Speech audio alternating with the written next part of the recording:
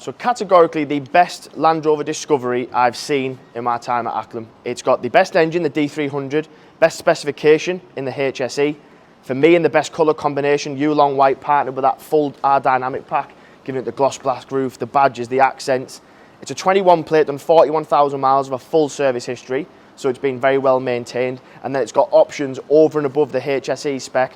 Some I've never seen before on a Discovery, so I know they're very rare, but two, they're just absolutely just been planned to perfection for a family SUV. If we start at the front, the Yulong White is just split up lovely with the dynamic pack, which I've mentioned. So you've got gloss black badging, grille, and then grille surrounds as well. So the accents underneath the front, you've got those lovely swooping LEDs that you get on a Discovery.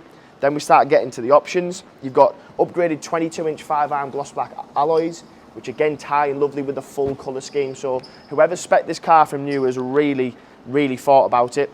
Colour scheme just continues, mirrors, roof rails, which are also an option. The roof is part of the family pack, so this is a 7-seater, but it's got some lovely interior options as well. Fixed side steps to help with the children getting in and out, or even yourself. And then inside, this is where it starts to see things that I've never really seen, but it's just been very well thought of. So the two outer seats of the second row, they're heated as well. You've also got a really nice feature, because this appeals to me more than anyone. I have a 7-seater, but there's things that are on this car that I just don't have. So kids constantly have an iPad in their hand. You've got charging sockets, places to pop the iPad holders, etc. Privacy glass in the back, so if you do have younger children, they're not going to be blinded by any sun. 4-zone climate control, so driver, passenger, 2 outer. So I know if I'm ever carrying friends, family, whatever it is, and they're arguing over who's hot, who's cold, that argument has stopped. More USB chargers down the bottom there. Again, if you are travelling long journeys, this car will do it, especially partnered with a D300. I've seen manual adjustment seats in the past where you have to click handles and flick them forward. This can all just be done from the touch of a button, and also from the back as well. So you literally just press that button, slide it forward, car will do the rest. You've got 2 ISOFIX seats in the back as well, so gone are the days of having little dummy seats in the back that can't really be used. Full panoramic sunroof on it, but which is sliding, so a lot of people would expect them to come sliding, but they don't. This one has it, and that colour scheme just continues again at the back. Fixed black spoiler, huge boot, but then this is where this one just really steps it up for me. So the 7 seats we've already mentioned, but again, I've had them in the past where you've got to pull cables and do all sorts to get the seats flat. On this, you literally just press 2 buttons at the back. The middle row angles forward, 2 seats go flat. So if you don't need to use it as a 7-seater every day, which a normal person or normally family maybe wouldn't, but you have kids, friends over, family, then you can just do that quite easy. If you don't need to use that, then you've got a huge boot space. It's got adaptive air suspension as well, so you can use that very straightforward from the back if you need an access height to get, I don't know, dogs, suitcases, luggage, whatever it is that you're getting in.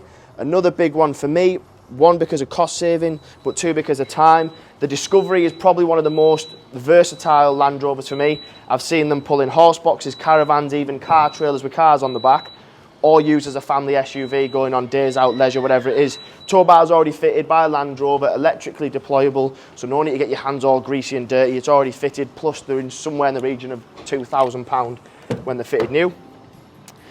HSE, so this is where you really get spoilt with a Land Rover specs. You've got that Meridian sound system, the seats as well, something I'll show you before I jump in. I've never seen them on a Discovery before, but you've got an extra headrest adjustment there just for comfort. And then you've got that full ebony leather interior as well. Mileage we've mentioned, 41,746. You've also got extra armrests and whatnot on these, so when I've driven one of these in the past, they're ideal for a motorway. I know people think of Land Rover to be country driving and rural driving, but driving in a motorway on a car of this height with this visibility, especially with a 300 brake horsepower diesel, is just an absolute pleasure. Digital dash, digital screen. The big one, which I've never seen before on a Discovery, is heads-up display.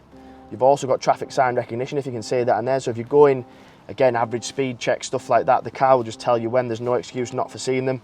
All your display will give you all your Land Rover stuff, so your mileage, range, fuel, etc. all in there. Huge tablet screen, so dead clear, dead straightforward to use, similar to an iPad. Literally everything will come up in there, from your nav, your Apple CarPlay, your media. The big one though is your camera systems. Not only do you have rear and aerial, you also have 3D. There's also different modes for towing, so you'll know if you aren't too familiar with towing or new to towing, that'll give you just a bit more comfort and confidence. Loads of space, so under the armrest you've got USB chargers, huge spaces, cup holders. The roof, as we've mentioned, is sliding, but if you can see from the camera, if I move out the way, you've literally got the full roof, so even the people in the back can experience having the pan roof, so instead of being kind of dark and in the boot, you don't need to do that.